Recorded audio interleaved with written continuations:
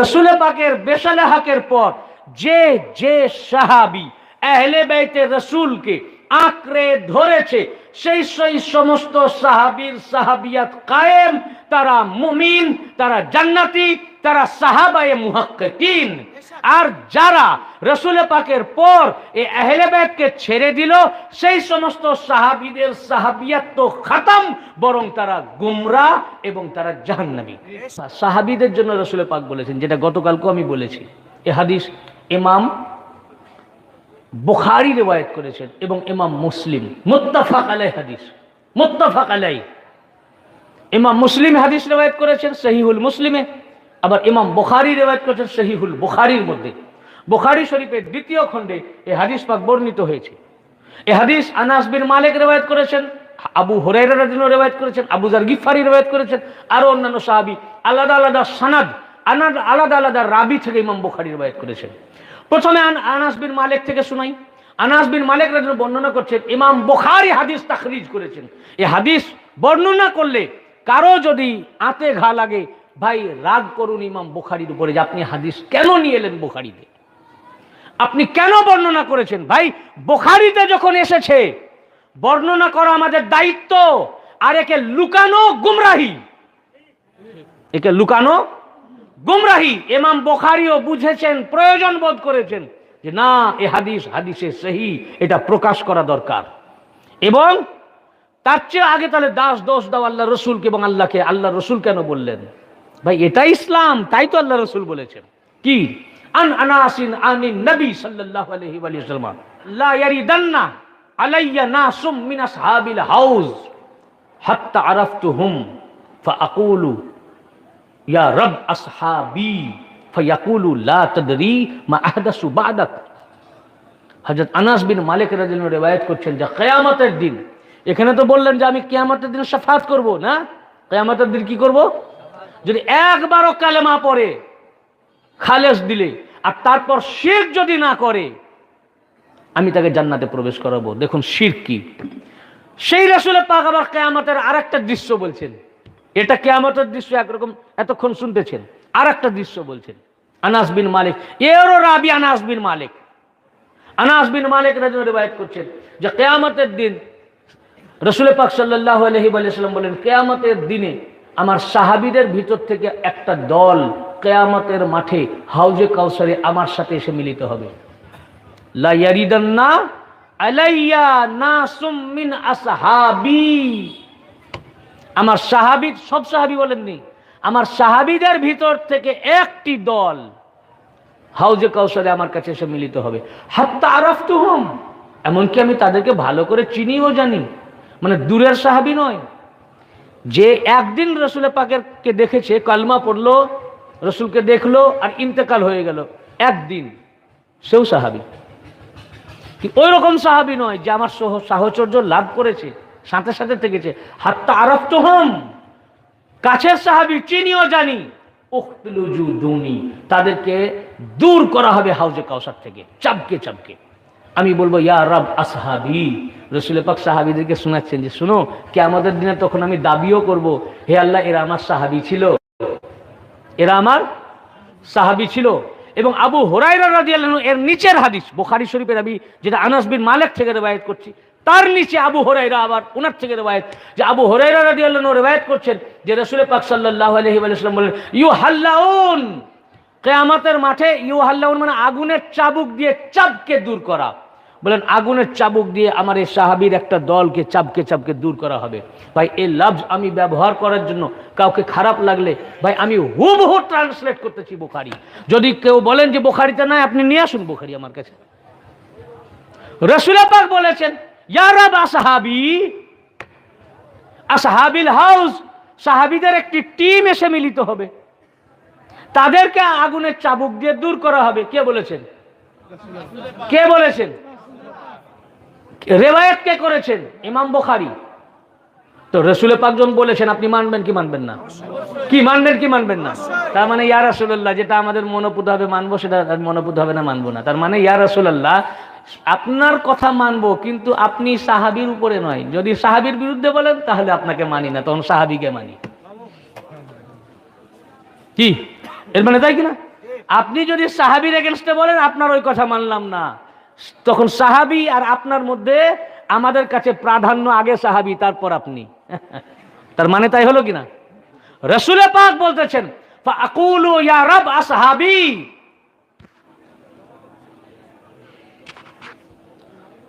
তো ইউহাল্লাউন, তাদেরকে আগুনের চাবুক দিয়ে দূর করা হবে, যখন তাড়ানো হবে।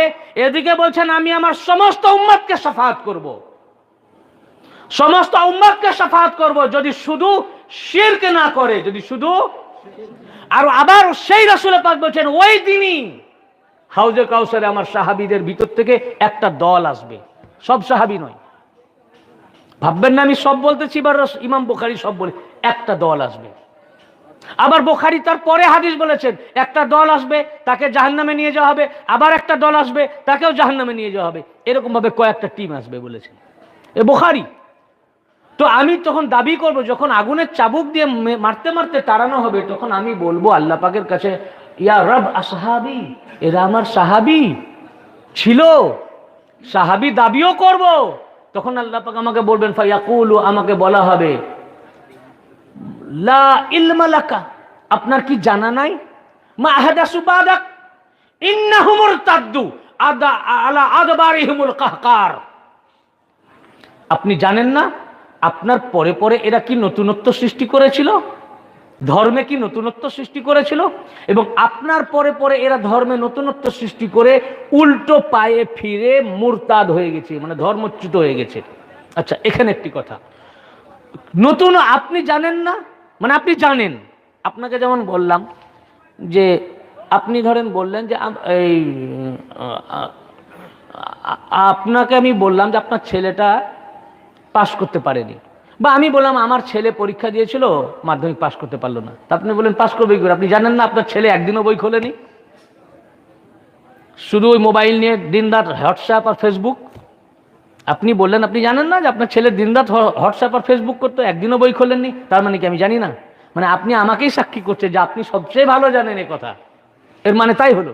এই হাদিসের উপরে কেউ কেউ বলতে পারে যে আল্লাহ তাআলা বলছেন যে রাসূল পাকের কথা জানতেন না, নট দ্যাট, আল্লাহ তাআলা বলেননি যে আপনি জানতেন না, আল্লাহ তাআলা বলছেন আপনি কি জানেন না যে এরা কি করেছিল, মানে এক সব আপনার জানা, এ সব আপনার জানা যে কি, যে এরা আপনার বাদাকা, আপনার পরে পরে এরা ধর্মে কি নতুনত্ব সৃষ্টি করেছিল। মানে আপনি যে ধর্ম দিয়ে গেলেন, যে দিন দিয়ে গেলেন, কি দিন কি ধর্ম দিলেন, এই ধর্মটা দেখাবার জন্য আল্লাহর রাসূল বুঝলেন যে না, আমার ইন্তেকালের আগে, বেশালেহাকের আগে আসল দিন কি সেটা বুঝিয়ে দেওয়া দরকার। সব সাহাবী আর সাহাবায়ে কেরামকে একত্রিত করে এ দিনকে বুঝিয়ে দেওয়া দরকার, ইসলামকে বুঝিয়ে দেওয়া দরকার, ইসলামের ধারক ও বাহককে তাকে দেখিয়ে দেওয়া দরকার, ইসলামের রাহবার কে হবেন চিনিয়ে দেওয়া দরকার। এবং আল্লাহ পাক হুকুম করলেন হে মাহবুব আপনি ওটা দেখিয়ে দিয়ে যান। তাই আল্লাহর রাসূল বেশালে হকের ইন্তেকালের 3 মাস আগে গদিরে খুম নামক স্থানে 1,24,000 সাহাবায়ে কেরামকে একত্রিত করলেন, করে বললেন, যখন ভাষণ দিলেন তখন তারা বুঝতে পারলেন আল্লাহর নবী আমাদের মধ্যে বেশি দিন থাকবেন না। তো তারা জানতে চাইলেন ইয়া রাসূলুল্লাহ আপনি যে আমাদের ছেড়ে চলে যাবেন তা আমাদেরকে কে হেদায়েত করবে, কার কাছে যাব, আমাদের রাহবার কে হবেন? আল্লাহ রাসূল বললেন ইয়া আইয়ুহান নাস, ওইটাই আমি বলার জন্য এসেছি এখানে, ওইটাই বলার জন্য এসেছি। তিরমিজি শরীফ 2য় খণ্ড 219 পৃষ্ঠা, ইয়া আইয়ুহান নাস ইন্নী তারাকতু ফীকুম মান ইন আখাজতুম বিহি লান তাদিল্লু কিতাবুল্লাহি ওয়া ইতরাতি আহলু বাইতি, হে মানব জাতি আমি তোমাদের মধ্যে 2টি গুরুত্বপূর্ণ জিনিস ছেড়ে যাচ্ছি, একটি আল্লাহর কিতাব কোরআন, দ্বিতীয়টি ওয়া ইতরাতি আহলু বাইতি, দ্বিতীয়টি আমার ইতরাত, আমার সন্তান সন্ততি, আমার আহলে বাইত। যতক্ষণ পর্যন্ত তোমরা কোরআনের সাথে এই আহলে বাইত পাককে আখাজতুম বিহি আঁকড়ে ধরে থাকবে, লান তাদিল্লু কখনো পথভ্রষ্ট হবে না। আল্লাহ রাসূল রাস্তা দেখালেন যে দেখো তোমরা কি করবে। কাদেরকে বলছেন? 1,24,000 সামনে কে? আপনি ছিলেন? আপনার মসজিদের ইমাম সাহেব ছিলেন? কে? সাহাবী। সাহাবায়ে কেরামদের বলছেন তোমাদের ভিতরে দুটো ভারী জিনিস, গুরুত্বপূর্ণ জিনিস ছেড়ে যাচ্ছি যাতে তোমরা গোমরা না হয়ে যাও। তার মানে কি? এর অর্থ কি হলো? তার মানে তোমরাও গোমরা হয়ে যেতে পারো যদি আমার এই নির্দেশনা না মানো। তাই যাতে হে আমার সাহাবী, হে আমার সহচর, হে আমার সাথী, হে আমার সাথে উঠা বসাকারী, তোমরা যাতে পথভ্রষ্ট না হয়ে যাও, হেদায়েতের উপরে যাতে থাকতে পারো, সাহাবিয়াত যাতে কায়েম থাকে, তোমাদের ঈমান যেন মুকাম্মাল থাকে, এই জন্য তোমাদের ভিতরে দুটো জিনিস রেখে গেলাম, কোরআন পাক আর আহলে বাইত। আর হে আমার আসহাব, তোমরা যদি কোরআন পাকের সাথে আমার আহলে বাইতকে আখাজ তুমি আঁকড়ে ধরে থাকতে পারো তো লান তাদিল্লু, কখনো পথভ্রষ্ট হবে কি হবে? কখনো পথভ্রষ্ট হবে? সবাই বলুন, পথভ্রষ্ট হবে না। পথভ্রষ্ট হবে তার মানে যদি আহলে বাইতকে না ধরো তো পথভ্রষ্ট হয়ে, তার মানে তোমরা তোমাদের ঈমানকে যদি বাঁচাতে চাও এবং সাহাবী তোমার সাহাবিয়াতকে কায়েম রাখতে চাও, আমার আহলে বাইতকে আঁকড়ে ধরো। তোমাদের ভিতরে আহলে বাইতকে রেখে গেলাম। তো রাসূল পাকের বেশালাহাকের পর যে যে সাহাবী আহলে বাইতে রাসূলকে আঁকড়ে ধরেছে, সেই সমস্ত সাহাবীর সাহাবিয়াত কায়েম, তারা মুমিন, তারা জান্নাতি, তারা সাহাবায়ে মুহাক্কিকিন।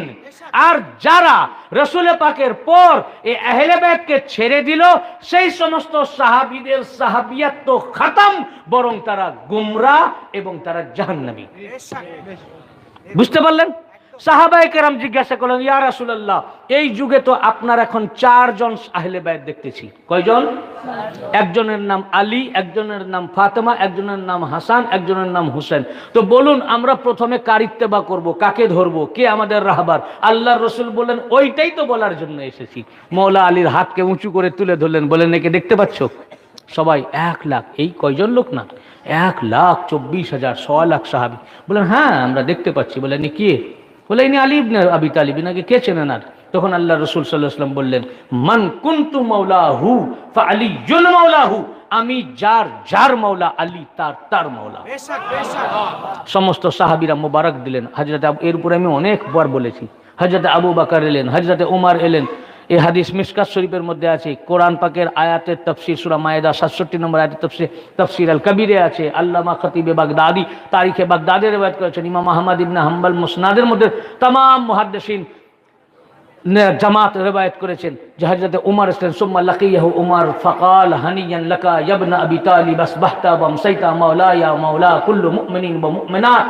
হযরত উমর এসে কোলাকুলি করলেন, হযরত আবু বকর এসে কোলাকুলি করলেন, করে বললেন, হে আবু তালিবের শাহজাদা, আপনাকে অসংখ্য মুবারকবাদ। আজ থেকে আপনি আমার এবং প্রত্যেক মুমিন নর ও নারীর মাওলা হয়ে সকাল সন্ধ্যা করবেন। নারে তাকবীর, নারে রিসালাত, নারে হায়দারি, নারে হাসান, নারে হুসেন, নারে গোল, সাজ্জাদ আল-হাসিন বড় হুজুর পাক হযরত শেখ রশিদ আলী আল কাদরি, ছোট হুজুর পাক কাবা কেবলা, শাহজাদা হুজুর পাক কাবা কেবলা, আঞ্জুমানে কাদরিয়া, নারে তাকবীর। সাহাবায়ে কেরামদেরকে হাত এমনি করে উঁচু করে তুলে দেখিয়ে দিলেন। কেমন করে? উঁচু করে। খুব আশ্চর্য ঘটনা ভাই। আমরা যে খোদাকে দেখা যায় না, আল্লাহ রসুলকে আল্লাহকে এইভাবে উঁচু করে দেখিয়েছেন, তুলে ধরে দেখেছেন, এই দেখো তোমাদের আল্লাহ, এনাকে মানো। কি দেখিয়েছেন?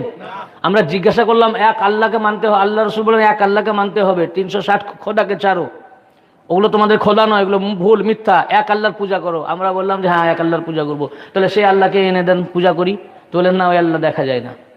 আমরা বললাম যে ইয়া রাসূলুল্লাহ, আপনি বলছেন যখন দেখা যায় না তো আমাদের আর দেখার দরকার নাই। আপনার কথাই শেষ কথা, আপনার কথা শেষ কথা, আপনাকে আমরা মেনে নিয়েছি, বিশ্বাস করি। আপনি যখন বলছেন খোদাকে দেখা যায় না, আমাদের দেখবার দরকার নাই, না দেখে এক আল্লাহকেই মেনে নিলাম। কি তাই না? কি ঠিক না ভুল? না দেখে, যে খোদাকে দেখা যায় না, না দেখে মানতে বললেন তো খোদাকে মানলাম, আর যাকে দেখা যায় তুলে ধরে দেখালেন ওকে আমরা মানতে পারলাম না। আশ্চর্য ঘটনা, আজীব ওয়াকিয়া মৌলানা সাহেব। যাকে দেখা যায় না তাকে মেনে নিলাম যে আমাদের দেখার দরকার নাই, আপনি বলছেন বাস। আর আল্লাহর রসুল যাকে তুলে ধরে দেখালেন এই আলীকে মানো, এ আলী তোমার মাওলা, বললেন আমরা মানতে পারলাম না। দেখিয়ে যাকে দিলেন, তো যে খোদাকে দেখা যায় না, না দেখা খোদাকে যেমন না মানলে কাফির, যাকে দেখিয়ে দিলেন যে কে মানো, ইনাকে মানো, সেই আলীকে যে না মানবে ও কাফির, সেও কাফির। তার জন্য আল্লাহ রসুল বললেন যে আমি তোমাদের ইনি তোমাদের মাওলা, আমার পর তোমার মাওলাকে রেখে গেলাম, তোমাদের প্রভু, তোমাদের মালিক, তোমাদের অভিভাবক, তোমাদের গার্জেন। আমার পর তোমরা ওনার পেরাবি করো, ইত্তেবা করো, অনুসরণ করো, ফলো করো। আর বললেন যদি ওনাকে মানতে পারো লান তাদিল্লু, ওনাদেরকে যদি আঁকড়ে ধরো, মোহাব্বত করো, ওনার ইত্তেবা করো, পেরাবি করো, লান তাদিল্লু, পথভ্রষ্ট হবে না। কাকে বললেন? আপনাকে বলেননি, ওটা আপনার জন্য প্রযোজ্য হলো। মুখাতেব সাহাবীদের, পথভ্রষ্ট হবে না। তো যারা আলী ওয়াহেল বাইতকে ছাড়লো পথভ্রষ্ট হলো কি হলো না? হলো কি হলো না? হলো কি হলো না? যে সাহাবী আহলে বাইতকে মেনেছেন ওই সাহাবী তাদের ইজ্জত করি, তারা রাদিয়াল্লাহু আনহুম, তাদের উপরে আল্লাহ রাজি, আল্লাহ তাদের উপর রাজি। যে সাহাবী আহলে বাইতকে ছেড়ে দিয়েছে সাহাবিয়ত খতম। এই কথাটাই বুখারী শরীফের মধ্যে আল্লাহ রাসূল বললেন। আল্লাহ রসুল বললেন যে আমি যখন দাবি করলাম এরা সাহাবী ছিল, এরা সাহাবী, আল্লাহ তাআলা বলছেন ফায়াকুলু, আমাকে তখন বলা হবে, মানে আল্লাহ বলবেন লা ইলমা লাকা, আপনার কি জানা নাই? মা আহদাসু বাদাক, আপনার পরে এরা ধর্মে কি নতুনত্ব সৃষ্টি করেছিল? আপনি কি ধর্ম দিয়ে গেলেন আর ওরা ধর্ম থেকে ঘুরে গেল? আপনি আহলে বাইতকে রেখে গেলেন তাদের মাঝে, বলেন ওনাদেরকে মানো, ইত্তেবা করো, পেরাবি করো, আঁকড়ে ধরো, গোলামি করো, আলীকে মাওলা মানো। মাহদাসু বাদাক, এরা ধর্মে কি নতুনত্ব বানালো না? অন্য মাওলা তৈরি করলো, অন্য মাওলা তৈরি করলো, অন্য খালিফা তৈরি করলো, অন্য ওয়াসি তৈরি করলো। তো কি হলো? আপনি যে দিন দিয়ে গেলেন, যে ধর্ম দিয়ে গেলেন, যে রাস্তা দেখালেন, যাতে তোমরা গুমরাহ না হয়ে যাও, পথভ্রষ্ট না হও, তার জন্য যে ধর্ম রেখে গেলেন, দেখিয়ে দিয়ে গেলেন, যে রাস্তা দেখালেন, যে রাহবারকে দেখালেন, আপনার পর নতুনত্ব সৃষ্টি করে ইন্নাহুমুল তাদ্দু আদবারিহুমুল কাহকারা, এরা উল্টো পায়ে ফিরে ধর্ম থেকে মুরতাদ হয়ে গেল। মানে মুরতাদ মানে ধর্মচ্যুত, উল্টো পায়ে ফিরে কি হলো? তার মানে আপনি যে রাস্তা দেখালেন আহলে বাইতের রাস্তা, কিসের রাস্তা? মৌলা আলীর রাস্তা। আপনি যেটা গাদিরে খোমের দেখালেন ওইটাকে ছেড়ে দিয়ে নতুন সৃষ্টি করলো, নতুন বানালো, নিউ নতুন যেটা বানালো, এটা নতুনত্ব। এই নতুনত্ব বানানোর জন্য ওরা কি হলো? ইন্নাহুমুর তাদ্দু আদবারিহুমুল কাহকারা, উল্টো পায়ে ফিরে মুরতাদ হয়ে গেল। এই উল্টো পায়ে ফিরের মানে কি? উল্টো পায়ে ফিরে ধর্মচ্যুত হয়ে গেল। ধর্মে কোন দিক থেকে আসলো? ধরুন এই দিক থেকে ধর্মের দিকে আসলো। এই দিকটা কোন দিক ছিল? শিরক ছিল। এই দিক কোন দিক ছিল? সব সাহাবীরা কি করতো আগে? আমরা পূর্বপুরুষ সবাই কি করতাম? শিরক, মূর্তি পূজা। তো ছিল সবাই শিরকের দিকে, শিরক থেকে ধর্মের দিকে। খুব মাইনিউটলি শুনবেন, শিরক থেকে ধর্মের দিকে এসেছেন। কোন দিকে? ধর্মের দিকে, ইমানের দিকে, ইসলামের দিকে এসেছেন। এই দিক থেকে, শিরক থেকে ধর্মের দিকে। আল্লাহর রাসূলকে আল্লাহ পাক বলছেন আপনি জানেন না এরা ধর্মে নতুনত্ব সৃষ্টি করে আলা আদবারিহুমুল কাহকারা, ইন্নাহুমুর তাদ্দু আলা আদবারিহুমুল কাহকারা, এরা ধর্মে নতুনত্ব বানানোর কারণে কি হলো? উল্টো পায়ে ফিরে মুরতাদ হয়ে গেল। মানে এই দিকে যাচ্ছিল, উল্টো দিকে ফিরে গেল। উল্টো দিকে মানে কোন দিকে ফিরলো? কোন দিকে ফিরলো? যে দিক থেকে এসেছিল ওই দিকেই গেল। কোন দিক থেকে এসছে? শিরক থেকে, ফের শিরকের দিকেই চলে গেল। অর্থাৎ আপনার দেখানো রাস্তা আহলে বাইতকে না মানার কারণে ওরা মুশরিক ও কাফির হয়ে গেল, তাই ওরা ধর্মচ্যুত হলো, ইসলাম থেকে বার হয়ে গেল। তার মানে মূর্তি পূজা করা যেমন শিরক, আপনার নির্দেশিত পথ, আপনার রাহবার মাওলা আলী আলাইহিস সালাম ও আহলে বাইতকে না মানাও এক শিরক। কি বুঝতে পেরেছেন? কারো প্রশ্ন আছে? থাকলে বলুন। মূর্তি পূজা যেমন শিরক, আপনার আহলে বাইতকে না মানা, আপনার নির্দেশিত পথে না চলা, আপনি যে পথ দেখালেন, যে গাইডলাইন করলেন, যে রাহবারকে দেখালেন, এই আহলে বাইতকে ছেড়ে দেওয়া, তাদেরকে না মানা, মাওলা আলী থেকে সরে যাওয়া, এটাও একটা শিরক। তাই ইন্নাহুমুর তাদ্দু আদবারিহুমুল কাহকারা, আপনার পরে পরে ধর্মে নতুনত্ব সৃষ্টি করে যেদিক থেকে ওরা এসেছিল ওই দিকেই ফিরে গেল। কিন্তু ওরা মূর্তি পূজা করেছিল? মূর্তি পূজা করেছিল? কোন সাহাবী, কোন মুসলমান মূর্তি পূজা করেনি। কিন্তু বলেন ওই দিকেই যাওয়া হলো মূর্তি পূজা না করলেও, ওই দিকেই যাওয়া হলো মূর্তি পূজা না করলেও। তো আহলে বাইতে রাসূলকে না মানা শিরক, আলীকে মাওলা না মানা শিরক, আহলে বাইতের যে রাস্তা দেখালেন ওই দিক থেকে সরে যাওয়া শিরক। তা আল্লাহর রাসূল সাল্লাল্লাহু আলাইহি ওয়া আলিহি ওয়াসাল্লামকে এই হাদিসে কুদসি আল্লাহ পাক বললেন যে আপনার সাহাবীদের ভিতর থেকেও একটা দল, আপনি যে রাস্তা দেখিয়েছিলেন, যে ধর্ম এনে দিলেন, যে দ্বীন দেখালেন, এই আহলে বাইতকে না মানার কারণে, এই নির্দেশিত পথে না চলার কারণে, আপনি যে রাহবারকে রেখে গেলেন, এই রাহবার মাওলা আলীকে না মানার কারণে, আপনার নির্দেশিত পথে না চলার কারণে এরা নতুনত্ব সৃষ্টি করলো। এটাই হয়ে গেল উল্টো পায়ে ফিরে যাওয়া, আপনার দেখানো রাস্তা আহলে বাইত থেকে মুখ ফিরিয়ে নেওয়া, যার কারণে এরা ধর্মচ্যুত